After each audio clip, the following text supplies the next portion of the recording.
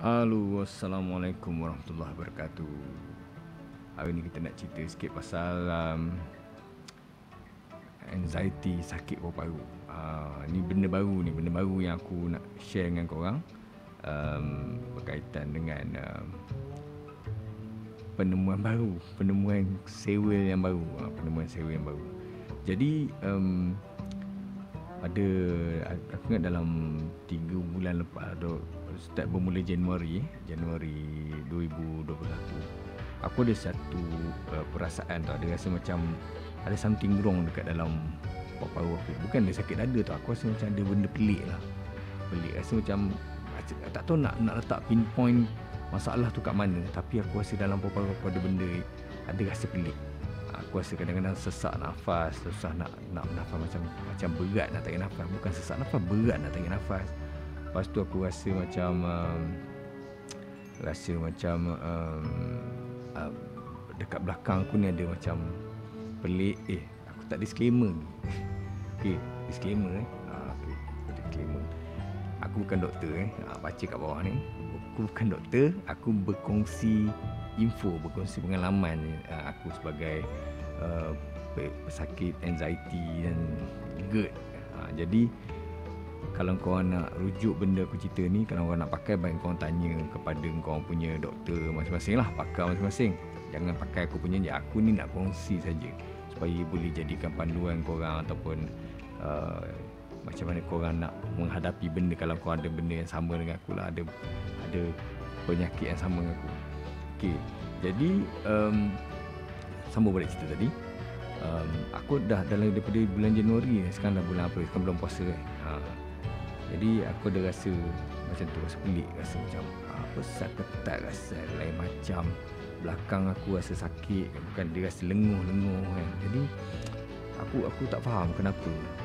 So jadi dan benda ni aku selalu jogging pagi-pagi. Bila aku jogging, aku punya jogging tu jadi macam dah tak macam dulu tu. Aku sekejap aku kena berhenti. Mana pernafasan aku terganggu. Aku tak selancar dulu dah. Aku kena berhenti, dan aku kena berjalan kaki, jalan, lepas tu boleh sambung lari balik, lepas tu kena berhenti lagi. Dia tak macam dulu. Dulu aku boleh 3 km, 4 km, 10 km boleh terus je. Sekarang dia tak macam dulu. Tu aku jadi pelik lah. Kenapa jadi macam ni kan? So tertanya-tanya apa yang menyebabkan jadi macam ni kan. Jadi sampai dia punya peringkat dia, disebabkan aku dah tahu macam mana nak handle anxiety. Jadi aku sentiasa fikir, ini ialah anxiety ke ataupun sakit betul kan. Biasa kita akan buat penilaian. Jadi kalau macam sebelum-sebelum ni, cara aku nak kenal pasti benda-benda yang bila aku rasa sakit kat badan aku akan buat pernafasan ke, aku akan lawan lah kan. Aku lawan mental dan sebagainya, macam mana aku share dalam video-video sebelum ni. Tapi kali ni benda yang aku buat semua tak jadi. Dia punya rasa tu tetap ada tau. Aku jadi macam ini ada something wrong ni. Ini ada something wrong ni. Bukan kalau sini kan, biasanya sehari, 2 hari, seminggu, paling lama 2 minggu dia hilang lah. Ini main sebulan, 2 bulan, 3 bulan tak hilang-hilang juga. Jadi aku pun apa hal lah, pelik So sampailah akhirnya aku give up lah kan. Aku cakap okey lah. Aku terpaksa pergi ke klinik juga. Aku pergi ke hospital pakar, aku buat checking lah, check. Jadi doktor check aku punya, pakai spirometer, check chest, check lung function, macam mana hembus nafas sampai habis, nak check kapasiti oksigen dalam badan aku. Aku pakai SpO2 meter yang aku ada kat rumah tu pun. SpO2 meter tu tunjuk okey je, 99%, 98% kan, okey je. Oksigen kapasiti means aku tak ada masalah nak sedut udara, pernafasan semua. Dan bila aku pergi dekat hospital, doktor check semua, dia kata macam okey, tak ada apa-apa pun kan, tak ada masalah. So tertanya-tanya. Lepas tu doktor cakap cuba pergi x-ray. Dia cakap, aku nak tengok kau punya rusuk. Dia kata kok ada benda yang mengganggu. Sebab dia kata kalau ada benda-benda yang dekat rusuk ke dekat tulang kita pun, kadang-kadang dia boleh mengganggu casing yang pegang paru-paru dia boleh mengganggu juga. Jadi Aku pergilah buat X-ray. So bila aku X-ray, aku tengok doktor check paru-paru aku tak ada apa. Lepas tu dia kata, tapi dekat belah kiri ni ada something, dia kata macam pelik. Ada macam deformity. Macam usuk aku pelik lah. Jadi aku cakap memang aku pernah jatuh dulu. Aku pernah accident kan. Aku lumba motor kat Sepang aku masa training untuk lumba motor tu, aku jatuh. Patah 3 batang. Jadi doktor tak puas hati. Dia suruh check lagi sekali, scan lagi sekali. Tapi dia nak tengok betul tak itu ialah memang tulang yang pernah patah dulu. So pergi X-ray lagi sekali. Betul, memang tu itu benda yang dia suspect tu ialah tulang yang patah. Jadi tak ada kaitan dengan aku punya paru-paru ataupun tulang yang rusuk yang patah tu. Tu tak ada masalah. So apa sebenarnya masalah dia? Dekat mana masalah dia timbul? Kat mana sebenarnya isu dia kan? Jadi bila aku check balik, rupanya bukan aku check doktor tu, dia masa dia tengok X-ray aku, dia kata dia kata aku tengok tulang belakang kau ni macam bengkok sikit, dia kata kan, tulang belakang ni macam bengkok sikit, macam kedudukan dia tak betul sikit, ada something wrong. Dia kata cuba tengok, ataupun X-ray ni tak betul, dia kata, ataupun masa kau ambil gambar ni kau bengkokkan badan ke. Jadi aku pun aku tengok gambar tu, aku tak nampak lah, tapi doktor nampak lah. Aku tak nampak, macam dua je, biasa je tulang belakang aku kan. Dia kata ada sikit je, tapi dia kata tapi tak itulah. Tapi dia kata kalau benda ni betul, memang dia boleh efek, dia boleh mengganggu kita punya rasa dekat kawasan ni, dekat dada ni kan. Sebab dia tulang belakang ni lah benda penting, cuma kita tak sedar, tak rasa dia kan. Dia lah benda poin yang paling penting sikit dalam tubuh badan. Jadi aku okay. So apa yang aku dapati ialah punca dia ialah disebabkan tengok dalam gambar ni macam mana paru-paru kita tu dikepung oleh rusuk kita. Lepas tu dan juga di rusuk kita ni dia support oleh tulang belakang kita. Jadi apa saja gangguan sebenarnya dekat tulang belakang akan memberi rasa tu kepada dada. So bila doktor tu cakap macam tu, dia kata kita try lah, dia kata pergi check dengan doktor tulang ke apa kan, pergi check pakai tulang ke macam mana ke. So aku pun okey lah.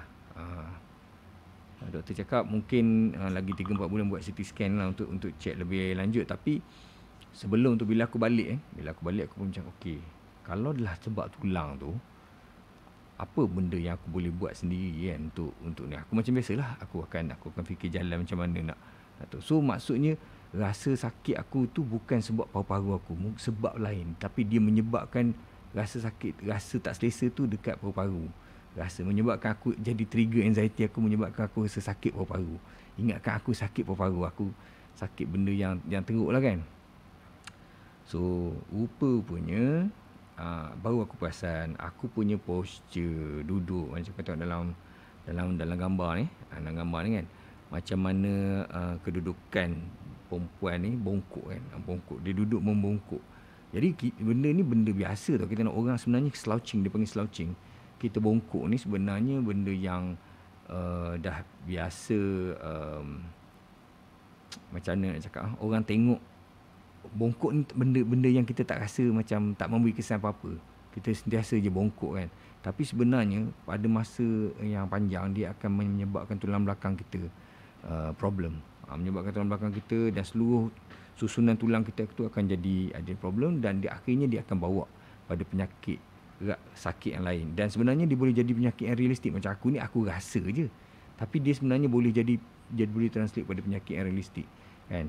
Sebagai contoh, ni ialah contoh kedudukan biasa kita duduk kedudukan biasa kita duduk kat kursi, kita akan duduk bongkok macam ni buat kerja kan. Kalau buat kerja office dan lama, kita ambil masa lama 8 jam, 7 jam, 9 jam, 10 jam kita duduk. Dan sebenarnya kedudukannya ialah yang betul ialah tegak kan. Jadi kalau kita duduk tegak, barulah dia boleh kedudukan tulang tu semua betul dan akan menyebabkan jadi betul posture tu, kedudukan dia betul. Jadi selamatlah kita. So kalau kita duduk bongkok macam tu, lama kelamaan dia akan beri impak yang besar pada seluruh susunan tulang dan sebagainya lah. Jadi bila aku tengok, bila aku fikir macam ni, aku cakap, mungkin sebab ni kot. Sebab aku memang, aku perasan aku duduk macam ni. Dan bila doktor tu cakap macam tu, baru aku teringat lah, sebelum ni aku ada macam sakit belikat aku, rasa macam tak selesa belikat kan. Kenapa? Aku bukan ada angkat benda-benda berat kan. So, rupanya sebab aku punya kedudukan, aku slouching, aku bongkok, aku buat kerja bongkok, aku duduk.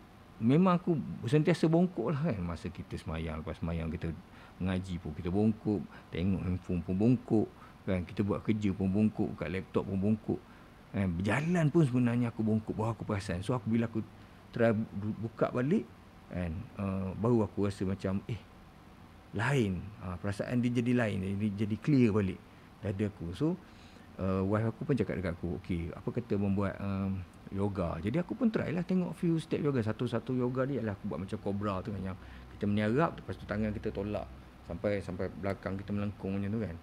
Kita tolak macam tu sampai belakang melengkung. Jadi bila aku buat yoga tu, aku buat yang yoga tu, aku menunjuk tangan aku, menunjuk macam ni kan, sampai tunduk, sambil duduk duduk macam duduk antara dua sujud tu. Lepas tu tangan kau lunjurkan ke depan, tunduk paling rendah kan, sampai maknanya macam kita nak sujud tapi kita lunjurkan tangan kan, tunjuk, tarik. Lepas tu step kedua ialah buat cobra pula seminit kan. Okey, maknanya badan macam meniarap macam tu, kaki menunjuk macam tu, tapi badan naik macam tu, tangan tolak lantai macam ni kan, tolak pandang atas macam tu dalam seminit 2 minit. Lepas tu ulang balik yang sujud tadi kan, sujud tangan dulu tu, ulang buat 3-4 kali. Buat yang kiri kanan, stretching kiri kanan, yang yoga macam standard yang orang buat selesai stretching kiri kanan tu kan. Selepas 3 hari aku buat, alhamdulillah clear. Rasa yang aku rasa 3-4 bulan tu clear, settle. Jadi so dekat sini ada satu benda baru lah, ilmu baru kan. Maksudnya tak semestinya kadang-kadang bila kau trigger dengan anxiety pasal dada, pasal kan kita orang yang ada penyakit anxiety ni, kadang-kadang kita rasa sebab dada, kita rasa sesak nafas, kita rasa rupa-rupanya ada satu lagi benda lain yang boleh menyumbang kepada dia, itu ialah kedudukan badan kita. Jadi kita ni orang yang ada anxiety ni, dia sensitif, dia cepat rasa kan, cepat rasa pelik, cepat rasa kan, takut, cepat rasa panik. Jadi tak salah untuk check dulu, takut benda tu betul-betul benda yang penyakit, and make sure benda tu dah clear. Tapi bila doktor check semua okey, bila doktor cakap dah okey, maksudnya ada benda lain. Benda lain tu kebanyakannya kat sini. Jadi macam biasa aku cakap, kita kena faham, kita kena sedar kita ni ialah orang yang ada anxiety. Bila kita sedar kita orang ada anxiety, maka kita kena ambil jalan untuk lawan itu ialah jalan yang betul lah. Jalan yang betul, jalan yang maknanya menggunakan teknik mental yang betul, nak strategi mental yang betul, macam guna alat-alat yang aku cakap tadi. Macam aku kali ni aku jumpa dengan cara buat senaman yoga tu, dapat selesai masalah aku. Jadi alhamdulillah, aku sekarang ni dah okey dah tak ada dah rasa tu. So aku kena sentiasa ingatkan diri aku, jangan slouching, jangan bongkok, sentiasa tegak. Kadang-kadang benda ni jadi habit. Aku tengok ada alat yang orang jual macam baju tu kan, macam dia pakai strap tu dekat dalam baju dia, dia menyebabkan dia sentiasa buka dadanya tu. Itu pun bagus. So kalau kau ada alat macam tu, kau nak pakai boleh pakai. Beli benda macam tu untuk bantu kau kekalkan postur badan kau, especially masa bekerja. Kalau kita jenis lupa sentiasa, boleh beli alat dekat dalam Shopee ada jual alat yang dia sangkut kat dada kan, bila kita tunduk dia bunyi, angkat balik kan. Jadi kita boleh guna benda-benda macam tu untuk membantu kita kekalkan postur badan kita. Okey, so jadi itulah dia sharing aku kali ni, kan. Ringkas saja, kita nak menunjukkan betapa kedudukan badan tu sangat penting dalam melawan ataupun mengelakkan daripada kita ada penyakit baru tau. Penyakit baru yang kau reka sendiri dalam kepala kau. Alright, okey, itu saja perkongsian kita hari ni. Ada apa-apa kau nak tanya dalam komen, dan aku harap kau share lah video ni pada kawan-kawan korang supaya semua orang boleh dapat manfaat daripada video ni. Alright, Terima kasih. Bye-bye. Assalamualaikum.